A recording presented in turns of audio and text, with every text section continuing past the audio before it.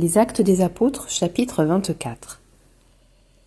5 jours plus tard, le grand prêtre Ananias descendit à Césarée avec quelques anciens et un avocat, un certain Tertullus. Ils exposèrent devant le gouverneur leurs griefs contre Paul.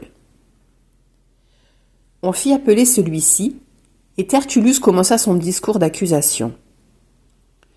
Nous qui jouissons d'une grande paix grâce à toi et aux réformes dont ta prévoyance a fait bénéficier cette nation, nous accueillons de toute manière et en tout lieu ce qui vient de toi, très excellent Félix, avec une immense reconnaissance. Mais pour ne pas t'importuner davantage, je te prie de nous écouter un instant avec toute ta bienveillance. Nous avons constaté que cet homme est un fléau. Il suscite l'émeute chez tous les Juifs du monde entier, étant le chef du groupe des Nazaréens. Il a même tenté de profaner le temple, alors nous l'avons arrêté. En l'interrogeant lui-même, tu pourras mieux connaître tout ce dont nous l'accusons. Les Juifs appuyèrent ce discours en affirmant qu'il en était bien ainsi. Le gouverneur lui ayant fait des signes de parler, Paul répliqua. Sachant que depuis des années tu as cette nation sous ta juridiction, c'est avec confiance que je te présente la défense de ma cause. Tu peux vérifier qu'il n'y a pas plus de 12 jours que je suis monté à Jérusalem pour adorer. On ne m'a pas trouvé dans le temple en train de discuter avec qui que ce soit, ni dans les synagogues ou en ville en train d'ameuter la foule, et ils ne peuvent alléguer aucun fait à l'appui de ce dont ils m'accusent maintenant. Mais je le déclare devant toi. C'est selon le chemin du Seigneur, ce qu'il désigne comme un groupe, que je rends un culte au Dieu de nos pères. Je crois à tout ce qu'il y a dans la loi et à tout ce qui est écrit dans les prophètes. Mon espérance en Dieu et ce qu'ils attendent eux-mêmes, c'est qu'il va y avoir une résurrection des justes et des injustes. C'est pourquoi moi aussi je m'efforce de garder une conscience irréprochable en toutes choses devant Dieu et devant les hommes.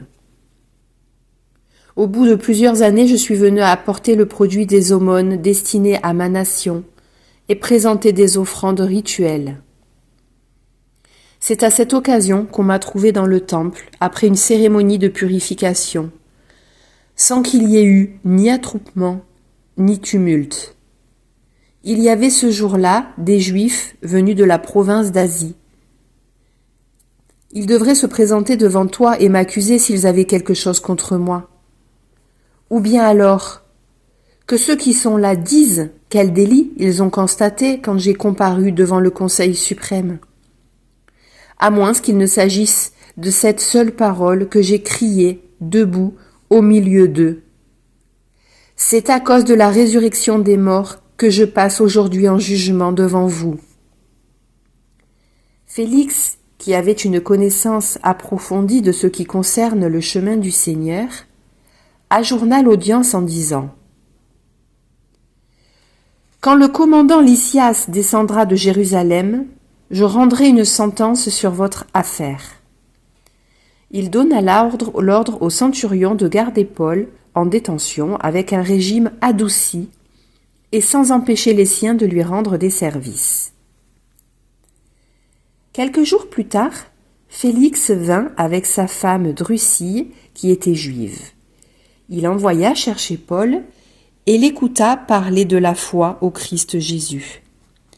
Mais quand l'entretien porta sur la justice, la maîtrise de soi et le jugement à venir, Félix fut pris de peur et déclara « Pour le moment, retire-toi. Je te rappellerai à une prochaine occasion. » Il n'en espérait pas moins que Paul lui donnerait de l'argent. C'est pourquoi il l'envoyait souvent chercher pour parler avec lui. 2 années s'écoulèrent. Félix reçut comme successeur Porcius Festus. Voulant accorder une faveur aux Juifs, Félix avait laissé Paul en prison.